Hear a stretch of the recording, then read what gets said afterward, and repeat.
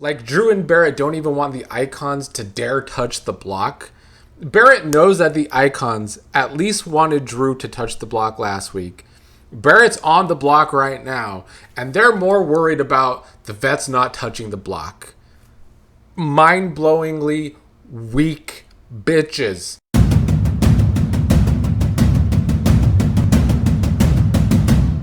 Y'all, I'm so over this season. I mean, how can one not be over this season? It feels like watching repeats on the feeds almost every single day. A show has never wasted our time more. We are not even halfway through this shitty season. And yet it's been clear since week one that the show wants D or Devens or both at the end game.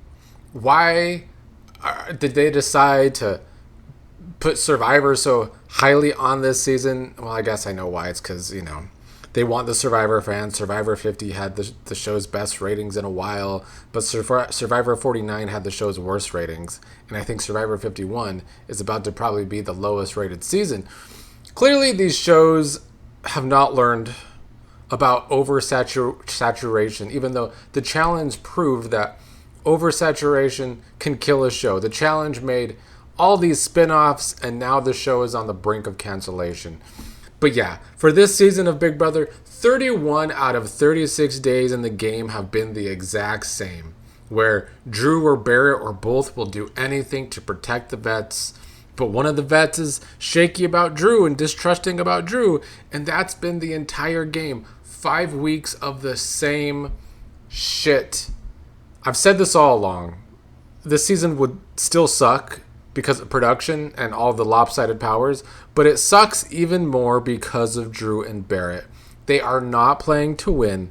They are playing to help the vets get to the end, and I am sure that is by design with the casting for this season.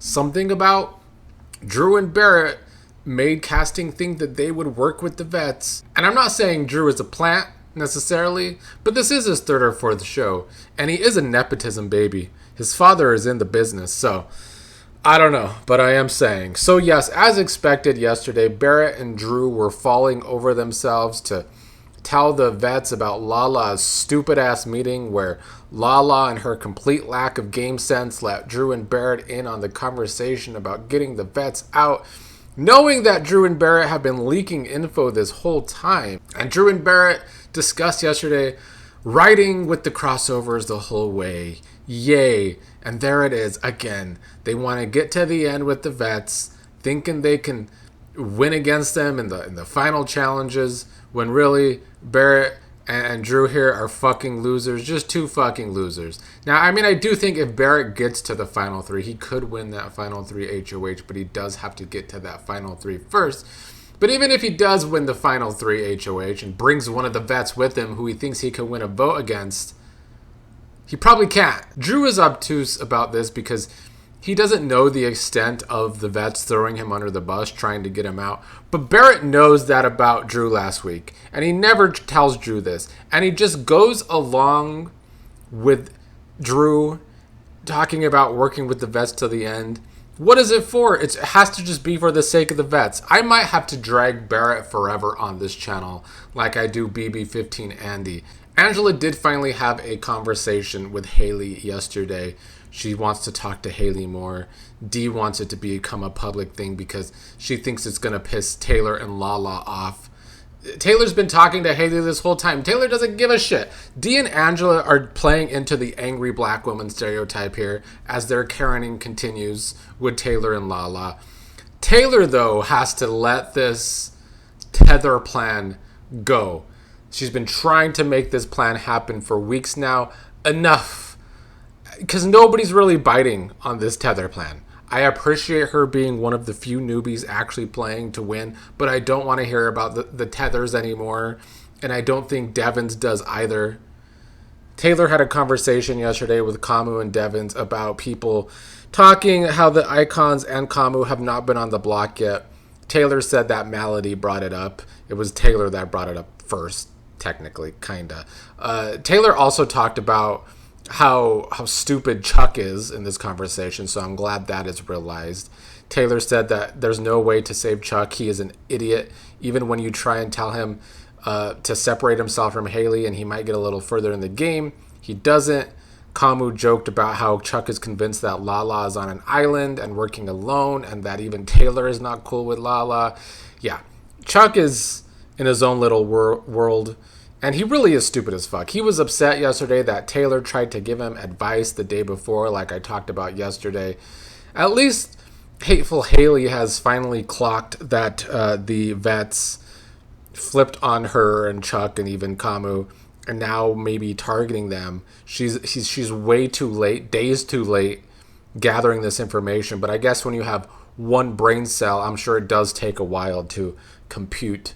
I guess I would love for Haley to stay and be responsible for Angela going home in any capacity. It would be like a Karen shall fall and a new Karen Supreme shall rise, though Haley would still have to battle Dee to be Karen Supreme. Dee really has become a Cuban Karen, which is kind of pathetic. Dee is a pathetic joke personality-wise. Like on a personal level, I think Dee has shown her true colors, which we've all known about her because she is a homewrecker after all. But Barrett, who I like to drag the most and will continue to do so, Barrett is always making sure he is king of the doormats for the vets. He made sure to get to a vet before Drew to spill the meeting in the HOH first. And who was that vet? Well, Dee, of course. Because I'm telling you all, Barrett, if he could, he would live in Dee's ass. He wants to be up her ass all of the time, both figuratively but also literally. But he told her about Lala and that meeting, talking about the vets being nominated and how Lala was mostly against Devens. Lala likes Angela, seems fine with Dee. He told her everyone that was in the room. Barrett said, it seems like Lala just had an idea that y'all have been on other shows and we are here for the first time. Yeah, Barrett, you boring loser. Barrett has stated this season at times that he wouldn't do Big Brother again. Well, I wish he would have never wanted to in the first place, because he is the most boring person on feeds of all time.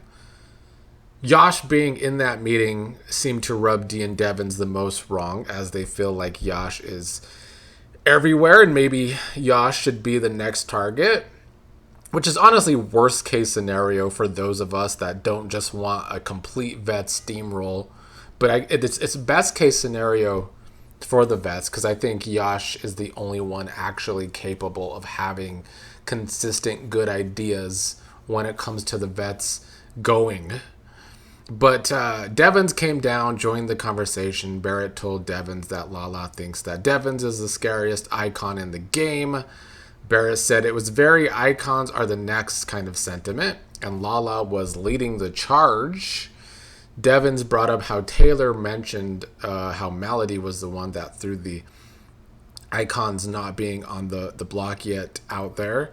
Barrett did not defend Melody here. He only defends the vets like the loser that he is. But when Drew later joined the conversation, he did back up some of what Barrett said, but at least he was more accurate. He did say that Taylor was in the shower at the time because she was, but Drew also did his best to defend Melody and Mallory, though at least.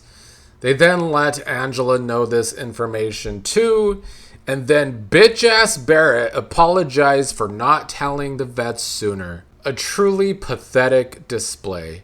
He's so sorry for not being a vet bitch even sooner.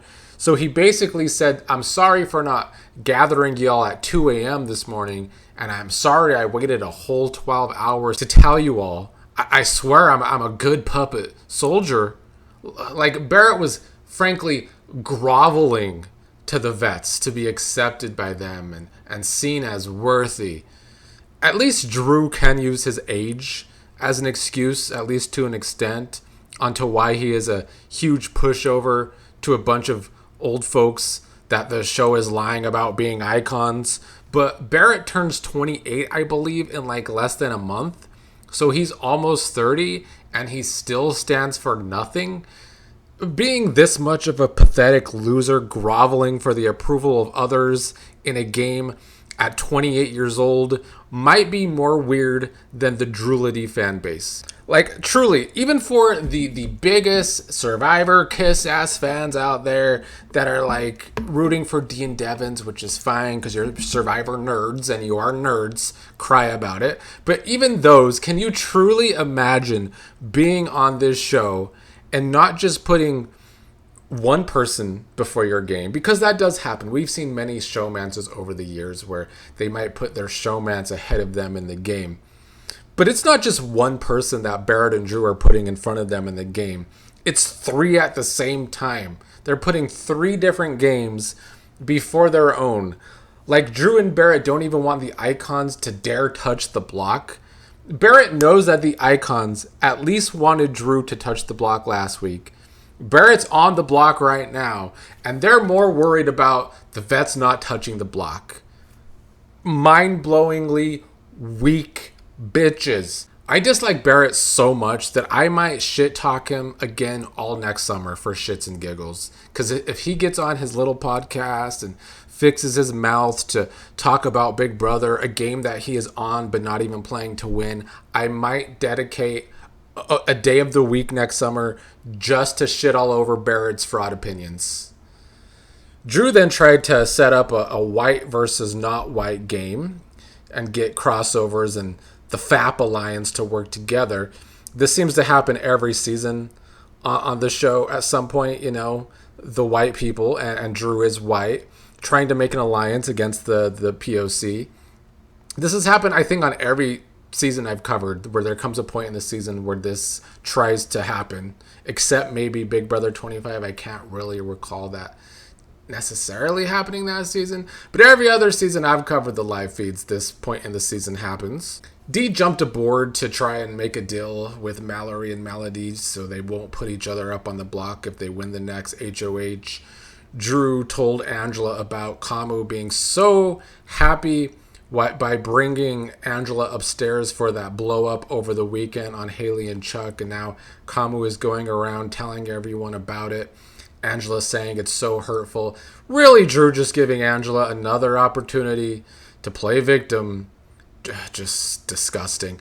Mallory did tell Barrett after all of this, after Dee even wanting to make a deal with her and Melody, that if she became HOH, her noms would be whoever stays between Chuck and Haley, Kamu, and then Dee or Angela. Barrett had to put in work to try and get her on the vet's side. Later in conversations, Melody was more team let's work with the vets because she always listens to the 22-year-old Drew.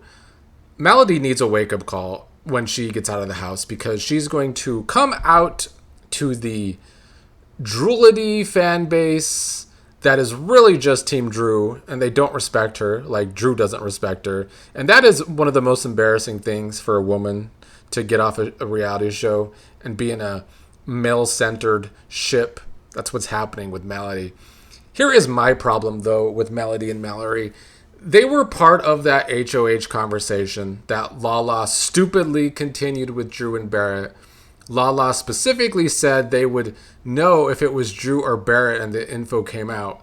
And then the very, very next day, the vets are trying to work with them and include them more than ever. And these two can't come to the conclusion of where Drew and Barrett's real loyalties lie and what's really going on here. And Melody is who the next power is probably going to go to, which is ridiculous. I will say that production clearly likes Melody. Her DR count is up there with the vets. Production likes Kamu and Melody. So I see them as the only shots of the newbies to win this season.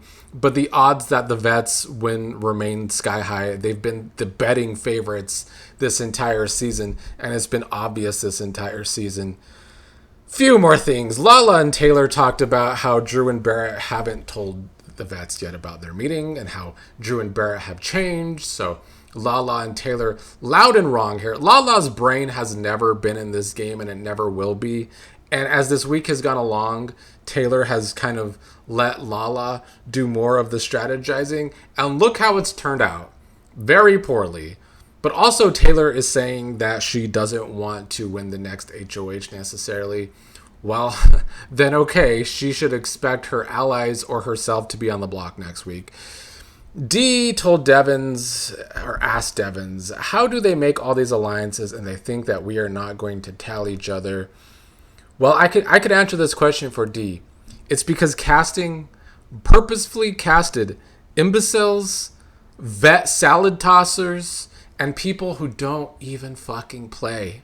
That is how, Dee. But Devens and Dee do believe what Drew and Barrett told them about the HOH room conversation, but they noted that Drew especially was telling them in a way that protected Mallory and Melody, which Dee is saying is fine for now. But Devens is definitely team let's get someone out from these four, even if it's Drew. And thus, like I said at the start, it's been the same shit this season 31 out of 36 days. It's Barrett and Drew playing to get the vets as far as possible. Meanwhile, one of the vets is always distrusting about Drew. Angela and Devens have just switched. Now Angela is fine with Drew, but Devens never trusts Drew. But this is also why the vets will always be one step ahead this season. Why they have always been one step ahead this season. Like, they have these powers that are already ridiculous. The production helped them set up the power structure at the beginning. But at the end of the day, the biggest tool that the vets have is that Barrett and Drew always let the vets be one step ahead of everyone, including themselves. So yeah, this season is truly a Grodner, aka a joke.